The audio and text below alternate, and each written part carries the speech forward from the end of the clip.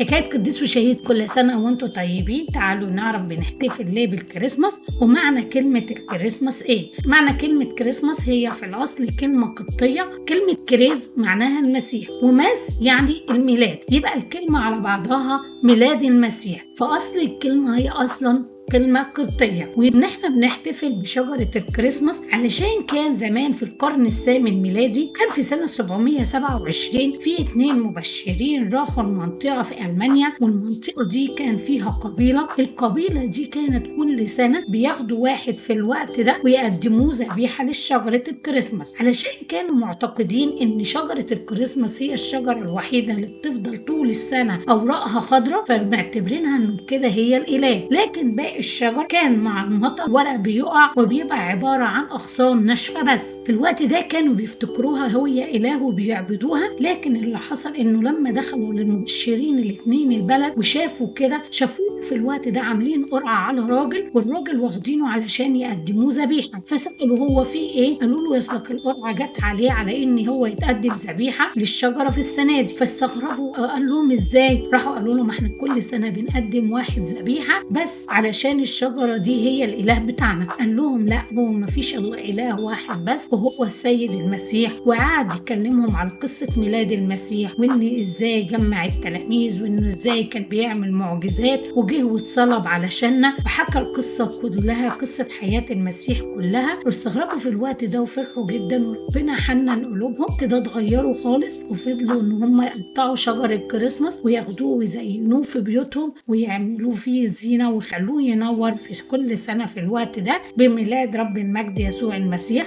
كمان بنحط في الشجرة نجمة، والنجمة دي بترمز إلى النجمة اللي خلت المجوس يعرفوا مكان رب المجد يسوع المسيح، اللي هي كانت النجمة اللي أعلنت عن رب المجد للمجوس. وبرضو بنحط فيها أجراس، والأجراس هنا بترمز للفرح والتبشير. وبرضو بنكون محطين فيها لون أحمر علشان اللون الأحمر بيرمز لدم المسيح، وبيكون فيها نور، والنور هو نور العالم رب المجد يسوع المسيح. وبركة الأيام المقدسة تكون معانا، ولربنا المجد الدائم إلى الأبد آمين.